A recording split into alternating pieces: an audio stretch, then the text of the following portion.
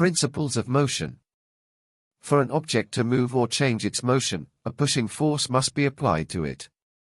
And for an object to accelerate or decelerate, the applied force must be persistent or continuous.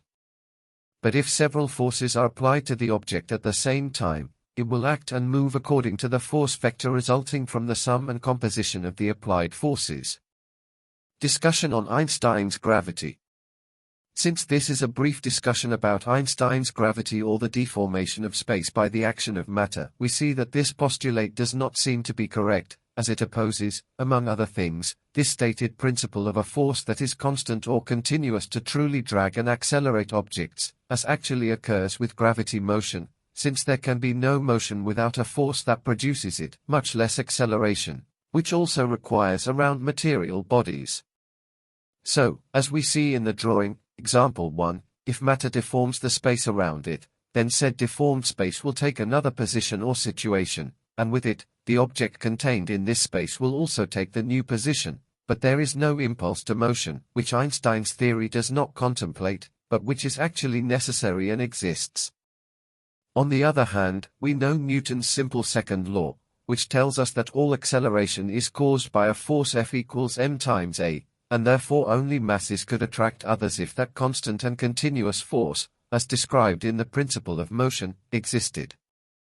However, in my model in example 2 of the drawing, we see that since there is a field of concentric forces around the material nucleus, this field pulls any object within this field toward said nucleus. Thus, if we apply Einstein's postulates of gravity, the simple deformation of space by matter, to Newton's apple, we would see that the apple cannot fall from the tree, where it would remain deformed in its own, also deformed space. However, the apple moves, falls, and accelerates through space to the ground, all of which is logically caused by a constant field of forces directed toward the material nucleus or Earth, as we have seen from this principle of motion. That is, gravity is a field of concentric forces around material nuclei. On the other hand, the field of concentric forces developed by matter is essential since it is this field of forces that actually groups, coheres, and condenses the cosmic energy that composes the field of forces into matter, condensing it into matter by compacting it around said central nucleus. Therefore, and in summary, matter consists of the compaction and condensation of cosmic energy lines when it acts concentrically, and which we call gravity, and therefore gravity consists of concentric force fields around the material nuclei that produce it. See drawing. Orbital systems. Now, any accumulation of matter represents a concentration and increase of cosmic energy condensed here in matter, clearly exceeding the average energy density of the cosmos as a whole, dA, an issue that must be resolved until the average energy density, dA, required by the cosmos is achieved. To achieve this, every large accumulation of matter creates two fields of forces around it, antagonistic but complementary. These are the force of gravity, which binds and compresses matter into a central nucleus, and the magnetic forces and fields, which create positive, plus-symboled magnetic fields and orbits around the nucleus, where they are attracted and placed in orbitals or satellites that monitor the entire volume necessary to lower the total energy density and bring it within the average of the cosmos, dA. That is, all orbital systems consist of more compact nuclei and a periphery of rotating orbitals, occupying the volume necessary to achieve the average energy density required by the cosmos. Examples of this are atoms with their electrons revolving around them, electrons with their neutrinos revolving around them, stars with their planets revolving around them, planets with their moons, galactic centers with their stellar arms revolving around them, etc. In short, all matter in the cosmos is grouped into large volume orbital systems, ordered and maintained by positive magnetic fields and orbits, promoted and driven from the central nucleus, to achieve or approximate the average density required by the cosmos, dA equals average density of energy. Well, friends, all the formulas and adjustments for atomic and stellar dimensions, such as atomic radii, electron gyration radii, table of atomic measurements, etc., can be consulted in my atomic model. However, in the drawing above, wave-particle conjunction, we see a diagram of these atomic measurements, as well as the ratio and electrical charges according to the dimensions of the particles and their occupied orbitals. And so, for example, we have a very simplified formula for the atomic radii of the elements, Ra, which will be equal to half the sixth root of the atomic weight, or example, atomic radius of iridium equals 1/2 times the sixth root of 193 equals 1.21 angstroms. Molecular density and interatomic density. At this point, we must differentiate between the concepts of interatomic density and molecular density. Interatomic density is the density of matter contained in the volume occupied by an entire atom, which we understand to represent a sphere or ball formed by a nuclear or atomic center and a periphery of gravitational and magnetic fields where a certain number of orbitals or satellites rotate. On the other hand, molecular density is represented by the density of a piece of the material we are referring to, already made up of molecules specific to that material, such as, for example, a piece of iron, whose density is approximately 7.87 g cm3. And of course, this molecular density depends on many circumstances, such as the type of shapes of the molecules that make up the material and its state according to temperature. Thus, we have gases, liquids, crystals, amorphous materials, etc.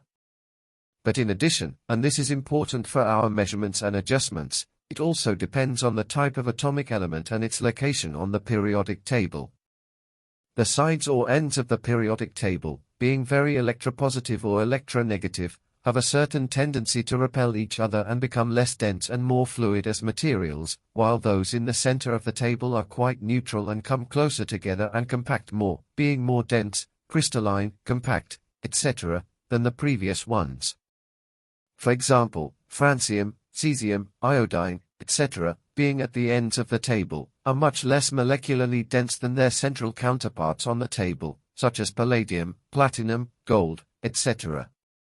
Furthermore, atoms are shaped like little balls, and the materials formed by them will be half empty by their own geometric necessity. Drawing, think of a little box full of little balls where at least 50% represents the void between them, and thus, the interatomic densities will always be much higher than the molecular densities, on the order of 2 to 10 times, or more in gases.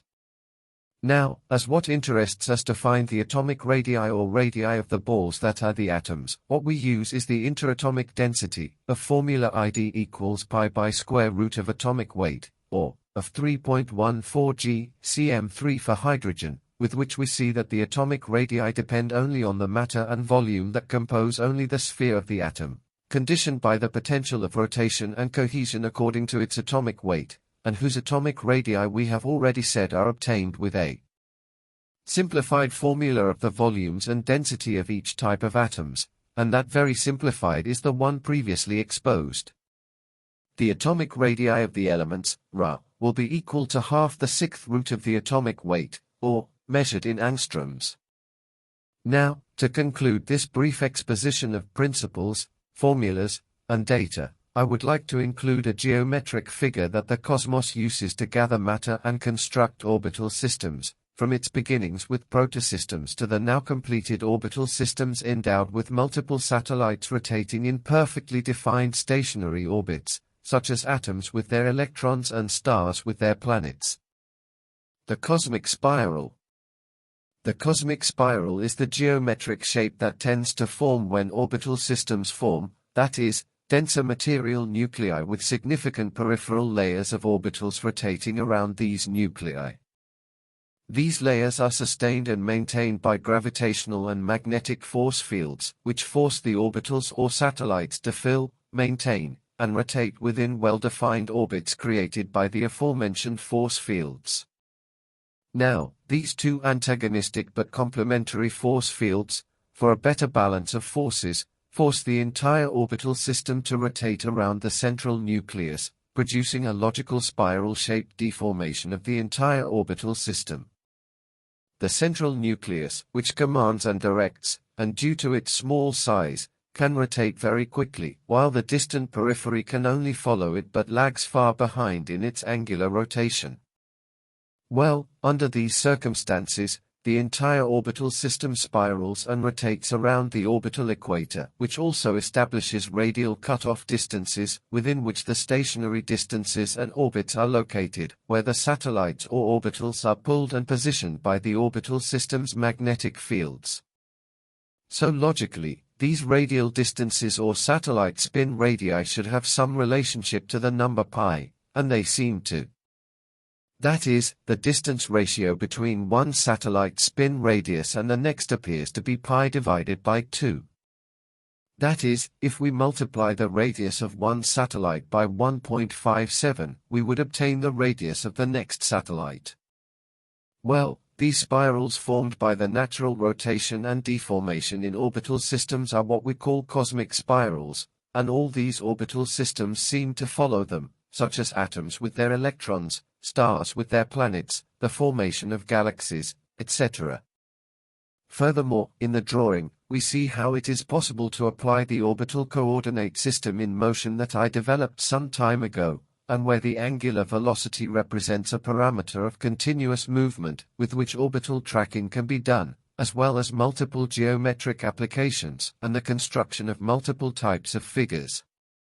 Thank you very much for your attention and kindness.